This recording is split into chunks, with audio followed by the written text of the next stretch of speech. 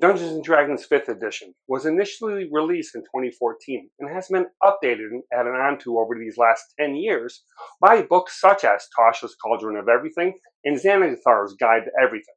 With the 50th anniversary of D&D this year, Wizards of the Coast will be releasing an updated rule set beginning in September with the 2024 Players Handbook. Over the last few weeks, they've been releasing some of the information, such as votes for classes, and some D&D YouTubers, such as Ted over at Nerd Immersion and Ginny D, got advanced copies and have released some great videos. Be sure to check them out. Links are in the description. Comicbook.com has a collection of the information. That's what I will be using for today's video, along with the information posted on D&D Beyond. Check out those links in the description as well. This will not be a new version of D&D. It is an updated rule set and character options that are supposedly backwards compatible with 2014 D&D. A new Dungeon Master's Guide will be released in November 2024, and a new Monster Manual in February 2025. Hi, my name is Rich, and I'm a first-time DM. Let's look at the information that has been released so far from the 2024 Players Handbook, and see what that means going forward, and how it compares to the existing 2014 Players Handbook. One thing to keep in mind, while this information is probably set in stone due to, I assume, the books are already being sent to the printers, we won't know for sure until the books are officially released and we see the final version. No more secondary pool of HP. It seems they have gone away from a second pool of HP for things like polymorph or shape change spells and the Druid's Wild Shape. Instead, you get temporary hit points. The amount differs depending upon your class, subclass, level, and modifiers. I do understand why they are doing this. It makes the Barbarian's ability to basically double their HP by raging unique. And there are certain spells and abilities that trigger when a creature drops to 0, so they are trying to eliminate that discussion. However, it does nerf arguably one of the best subclasses, the Circle of the Moon Druid. So I appreciate the intent to balance the game and make builds unique. However, as a huge fan of the Circle of the Moon, I will have to see how it plays before getting too upset, because they did bring in other changes specifically for the Circle of the Moon Druid to make up for this major change. In the 2014 rules, DM Inspiration basically granted you advantage on a roll. Now it is called Heroic Inspiration, and it is now a reroll of any roll. This includes damage, dice for healing, or even rolling on the Wild Magic table. I know as a player and as a DM, the DM Inspiration hardly ever gets used. But this change I can see being used a lot as you have more chances to use it. Also, now there are several ways to earn it. Given by the DM or earned before a turn if you don't already have it for certain subclasses. I love giving out inspiration as a DM to a player that role plays to their character or makes inspiring decisions in the game. So now the players will feel freer to use it rather than save it for a big moment later. All martial classes now have access to Weapon Mastery. Weapon Mastery is new and is based upon the weapon you use. Each type of weapon has a different feature that can be used, and each class has a limited number of masteries available at any one time. For instance, the Great Axe has Cleave, which allows you to make an attack against another creature within 5 feet of a creature you hit, but you don't add any modifiers to the damage.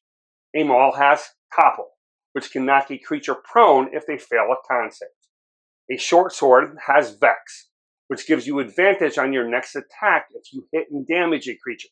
So this is an easy way for rogues to get that sneak attack, and I love playing a rogue with 2 short swords. I do like this new feature. It adds a little flavor to each character, and depending on how many weapons you carry, you can use a long rest to change your mastery to best set yourself up for the coming adventure day.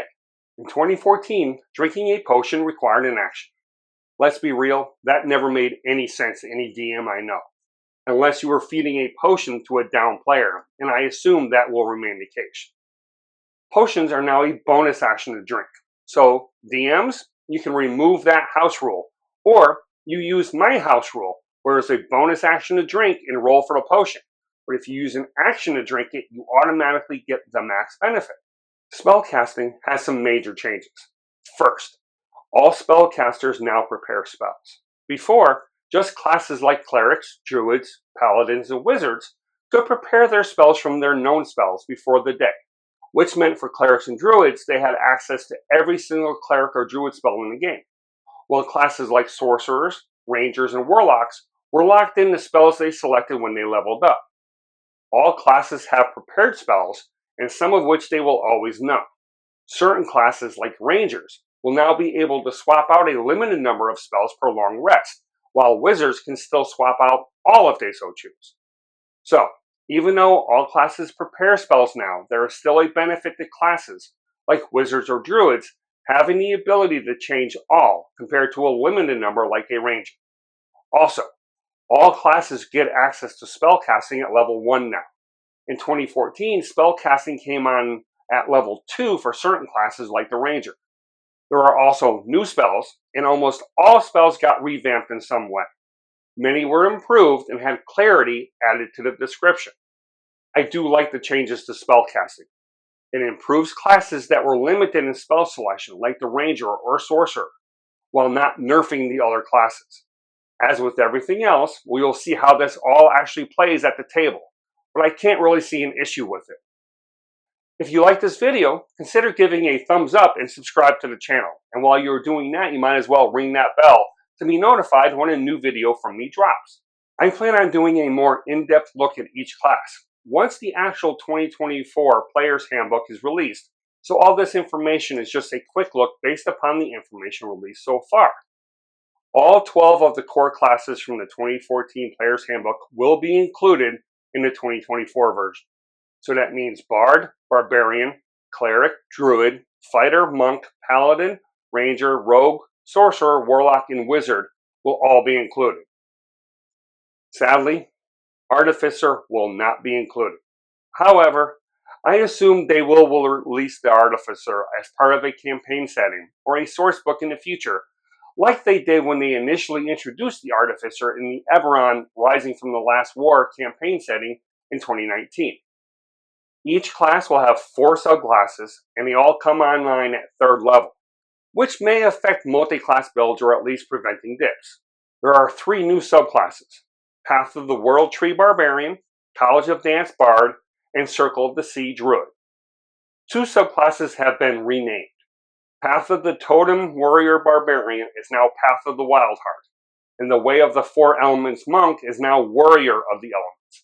The monk subclasses are now Warriors of something instead of Way of the something. The remaining subclasses were those that were already in the 2014 book or were introduced in books such as Xanathar's Guide to Everything or Tasha's Cauldron of Everything. There are some key subclasses missing, so I'm sure not everyone will be happy. No Swashbuckler Rogue, for instance. I'm not going to discuss all the changes to each class. WotC is releasing videos that cover it, and Ted from Nerd Immersion does an amazing job covering these. So please, check those out via the link in the description. However, 2 classes do require just a bit more discussion: the Ranger and the Paladin. Let's talk about the Ranger. They have seemed to revamp every class, and for the most part, all were improved, but sadly, based on what I've seen so far, it seems the Ranger, not counting Gloomstalker, is once again the worst overall class. For example, the level 20 ability is simply an increase of Hunter's Mark damage from a D6 to a D10. Other classes get +4 and 2 ability scores at level 20, but the Ranger gets a minor up to damage dice. Also, they based the class on Hunter's Mark, but didn't drop the concentration requirement or the bonus action requirement to cast. So while at higher levels, Hunter's Mark does get improved, as a major class feature, it is extremely weak and makes you choose between using a key spell the class is built around or using another spell. I love playing Rangers, but WotC, again, makes it very hard to play one. Thankfully, there is always the Gloomstalker, which makes up for the overall dud of a class the Ranger is. I foresee the Ranger being fixed in the 1st or 2nd source book, again, just like they fixed the Beastmaster Ranger in Tasha's after about 8 years. They also made drastic changes to how Divine Smite now works for a Paladin. It is now a bonus action and can only be done once per turn and is considered a spell, not just a feature that used a spell slot. Yes, this dials back the spike damage the Paladin can do, but I can imagine not too many people are happy about this, as it will definitely change some builds and multi-classes. Over the last year, WotC has continually said this will all be backwards compatible. Well, from what I have read and watched, part of it is backwards compatible, mainly monsters and adventures, it seems. Though it seems bringing forward a class from 2014 to a 2024 table will require homebrewing on the DM's part to make work, how spellcasting works, when things come online, etc. Also, they have pretty much said that you do not want to bring a 2024 class to a 2014 table. While it can be done, some things can be wonky and may not be worth the effort to do. It is highly recommended that all classes at a 2014 table be from within the 2014 rules. As with everything from WotC, they aren't releasing all the information right now, so some things will be up in the air. However, it does seem that they took the playtest seriously, so that's encouraging, even though they still managed to do what they always have done: screw up the Ranger and maddeningly nerf some S-tier classes. However, we will still have to wait and see what happens. I know for my current campaign running under the 2014 rules, we're about halfway done with the campaign, so we won't be making a switch to 2024, at least not for a couple of years. So that may be a good thing. By then, they will probably release a couple more books fixing what was broke in this release. And I believe in the 2014 game I am a player in, we won't be doing anything yet either. Either way, this may be a discussion you as the DM need to have with your players. So, DMs, what is your plan in regards to the new 2024 rule set? Are you going to make the switch immediately, continue as is, and see what else happens, or try to make a combo of both work? Let me know in the comments below. And remember, for more in-depth information, check out the links in the description. Also, keep commenting about what topics you would like to see covered in a future video. Finally, please share this link and my links with other DMs you may know. Thanks, as always, to @KMarie. She is the artist behind the logos you see here on my merch site and my Facebook page. If you want to give me further support, consider buying something from my merch site. There are many great items there, such as shirts, hats, cups, and stickers. Also, follow my Facebook page. I give daily DM tips as well as other updates such as what happened in my campaign that week. Also stood up a Discord channel where DMs and players can get together to discuss all things D&D. Please consider joining the channel.